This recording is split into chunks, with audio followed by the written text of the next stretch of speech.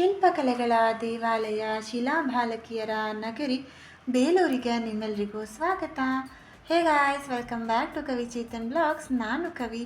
ಇವತ್ತಿನ ಬ್ಲಾಗ್ ಬಂದು ತುಂಬಾ ಸ್ಪೆಷಲ್ ಆಗಿದೆ. ಯಾಕಂದರೆ ನಾನು ಇವತ್ತು ಬಂದಿರೋದು ನಮ್ಮ ಬೇಲೂರಿನ ಶ್ರೀ ಚನ್ನಕೇಶ್ವರ ಸ್ವಾಮಿ ದೇವಾಲಯಕ್ಕೆ. ಇತಿಹಾಸದ ಪುಟಗಳಲ್ಲಿ ಕರ್ನಾಟಕದ ಹಿರಿಮೆ ಗರಿಮೆಯನ್ನು ಎತ್ತಿ ಹಿಡಿದಿರುವಂತಹ ನಮ್ಮ ಹೊಯ್ಸಳರ ಆಳ್ವಿಕೆ, ಕಲೆ, ವಾಸ್ತುಶಿಲ್ಪ, ಜೀವನ ಶೈಲಿ ಇದೆಲ್ಲವೂ ಹೇಗಿತ್ತು ಅನ್ನೋದಕ್ಕೆ ಜೀವಂತ ಉದಾಹರಣೆಯಾಗಿರುವಂತಹ ಈ ಚನ್ನಕೇಶ್ವರ ಸ್ವಾಮಿ ದೇವಾಲಯ ಮತ್ತು ದೇವಸ್ಥಾನದ ಆವರಣನ ಒಂದು ಸರಿ ನಾವು ಸೂಕ್ಷ್ಮವಾಗಿ ನೋಡಲೇಬೇಕಾಗತ್ತೆ friends.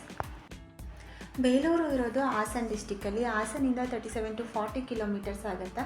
2005ರಲ್ಲಿ archaeological survey of India Belur, Halebidu ಮತ್ತು ಶ್ರವಣಬೆಳಗೊಳವನ್ನು ವಿಶ್ವ ಸಾಂಸ್ಕೃತಿಕ ತಾಣ ಇದರ ಪಟ್ಟಿಗೆ ಸೇರಿಸುತ್ತೆ.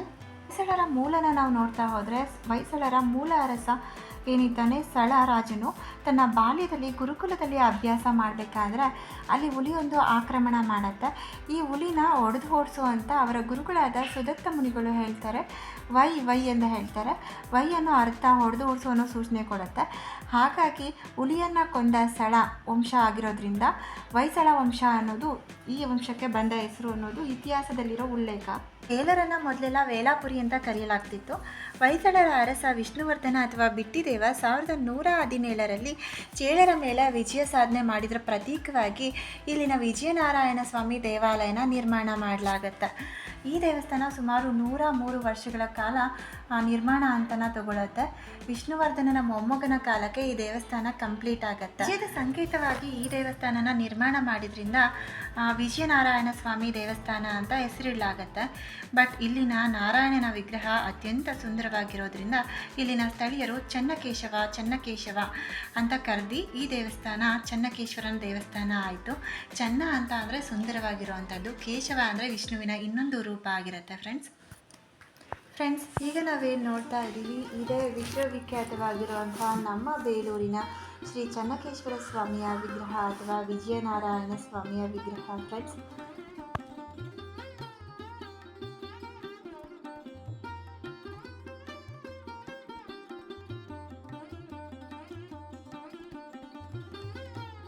ಇಲ್ಲಿನ ಶ್ರೀ ಚನ್ನಕೇಶ್ವರ ಸ್ವಾಮಿಯ ವಿಗ್ರಹನ ನೀವು ನೋಡ್ತಾ ಇರ್ಬೋದು ಫ್ರೆಂಡ್ಸ್. ತುಂಬಾ ಬ್ಯೂಟಿಫುಲ್ ಆಗಿದೆ, ತುಂಬ ಚೆನ್ನಾಗಿದೆ. ಸೂಕ್ಷ್ಮ ಕೆತ್ತನೆಗಳನ್ನ ಒಳಗೊಂಡಿರುವಂತಹ ದೇವಸ್ಥಾನ, ವಿಗ್ರಹ ಎಲ್ಲವೂ ವಿಶ್ವವಿಖ್ಯಾತವಾದ ಮನ್ನಣೆನ ಪಡ್ಕೊಂಡಿದೆ. ದೇವಸ್ಥಾನ ಅದು ತುಂಬಾ ಚೆನ್ನಾಗಿದೆ. ದೇವಸ್ಥಾನನ ಸ್ಥಳೀಯವಾಗಿ ಸಿಗುವಂತಹ ಬಳಪದ ಕಲ್ಲಿನಿಂದ ನಿರ್ಮಾಣ ಮಾಡಲಾಗಿದೆ. ಭೂಮಿಯಲ್ಲಿ ಸಿಗುವಂತಹ ಬಳಪದ ಕಲ್ಲನ್ನು ಬಳಸಿ ದೇವಸ್ಥಾನದ ಕೆತ್ತನೆಗಳನ್ನ ಮಾಡಲಾಗಿದೆ. ಭೂಮಿಯಿಂದ ಹೊರತೆಗೆದಾಗ ಬಳಪದ ಕಲ್ಲು ತುಂಬಾ ಮೃದುವಾಗಿರುತ್ತಂತೆ. ಅದನ್ನು ಯಾವುದೇ ರೀತಿಯ ಕೆತ್ತನೆಗೆ ಬಳಸ್ಬೋದು.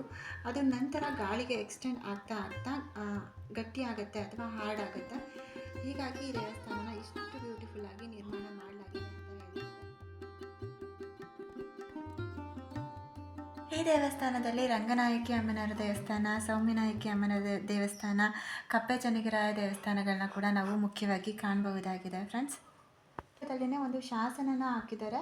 ಇದೇನು ಶಾಸನ ಅನ್ನೋದು ನಮಗೆ ಇನ್ಫಾರ್ಮೇಷನ್ ಗೊತ್ತಾಗಲಿಲ್ಲ. ಅದು ಕ್ಲಿಪ್ಪಿಂಗ್ ಹಾಕಿದ್ದೀನಿ, ನೀವು ನೋಡ್ತಾ ಇರ್ಬೋದು. ಇದೆ ಅದರ ಶಾಸನ.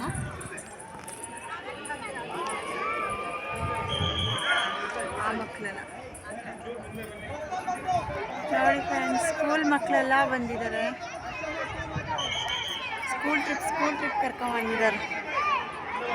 Belur Shri Channakeshwara Swamy temple in Belur. ಹೊಯ್ಸಳರ ವಾಸ್ತುಶಿಲ್ಪದ ಕೆತ್ತನೆ ಎಷ್ಟು ಚೆನ್ನಾಗಿದೆ ಅದು.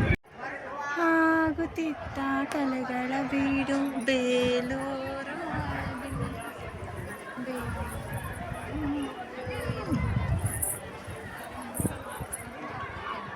ಕೆತ್ತಲಾಗದು ಕಕ್ಕಲೆಂದು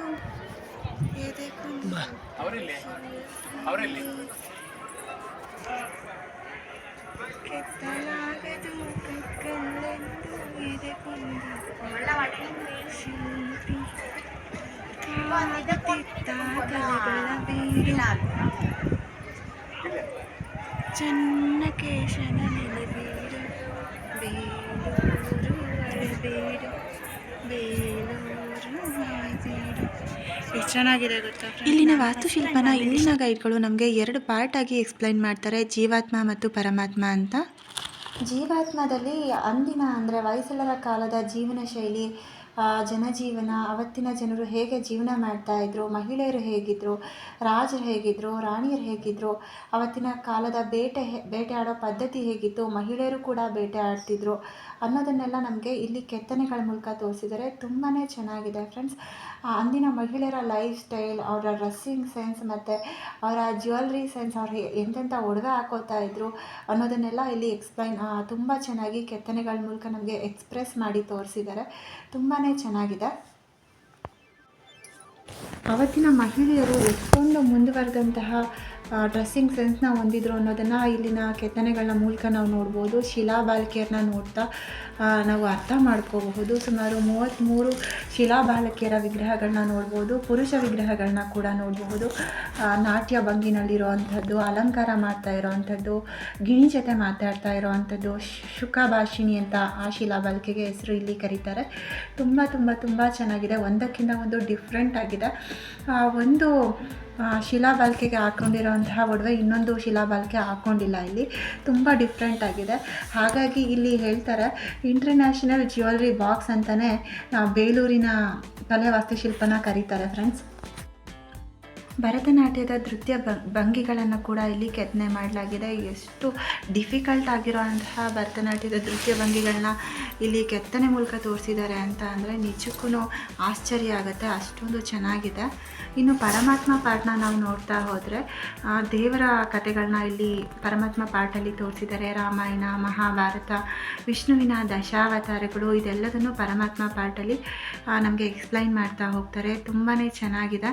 ನೀವು ಒಂದ್ಸರಿ ಬಂದು ನೋಡಲೇಬೇಕು ಫ್ರೆಂಡ್ಸ್, ಅಷ್ಟೊಂದು ಚೆನ್ನಾಗಿದೆ. ಇನ್ನು ಇಲ್ಲಿ ಸುಮಾರು 644ಕ್ಕೂ ಹೆಚ್ಚಿನ ಆನೆಗಳನ್ನ ನೋಡಬಹುದಾಗಿದೆ.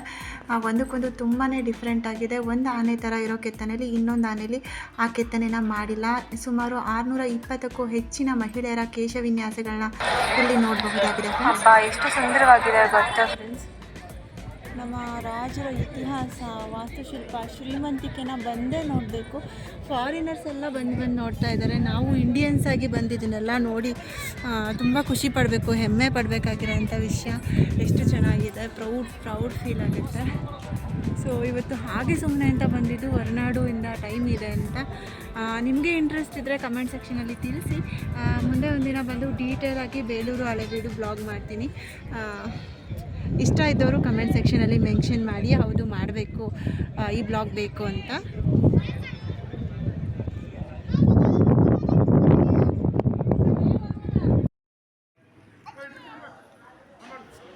ಫ್ರೆಂಡ್ಸ್, ಈಗ ಟೈಮ್ ಬಂದು 5 o'clock ಆಗಿದೆ. ನಾವು ಇಲ್ಲಿ ಚೆನ್ನಕೇಶ್ವರ ಸ್ವಾಮಿ ದೇವಸ್ಥಾನದ ಹತ್ರನೇ ಇರೋ ಒಂದು ರೆಸ್ಟೋರೆಂಟಲ್ಲಿ ಊಟ ಮುಗಿಸ್ಕೊಂಡು ಮನೆಗೆ ಹೊರಡ್ತಾ ಇದ್ದೀವಿ. ಇದಾಗಿತ್ತು ನಮ್ಮ ಇವತ್ತಿನ ಬೇಲೂರಿನ ಚೆನ್ನಕೇಶ್ವರ ಸ್ವಾಮಿ ಟೆಂಪಲ್ ಬ್ಲಾಗ್. ಐ ಥಿಂಕ್ ನಿಮ್ಮೆಲ್ರಿಗೂ ಈ ಬ್ಲಾಗ್ ಇಷ್ಟ ಆಗಿದೆ ಅಂತ ನಾನು ಅಂದ್ಕೊಳ್ತೀನಿ. ಇಷ್ಟ ಆಗಿದೆ ಪ್ಲೀಸ್ ಕಮೆಂಟ್ ಸೆಕ್ಷನಲ್ಲಿ ಮೆನ್ಷನ್ ಮಾಡಿ ನಿಮಗೆ ವಿಡಿಯೋ ನೋಡಿ ಹೇಗೆ ಅನ್ನಿಸ್ತು ಅನ್ನೋದನ್ನು.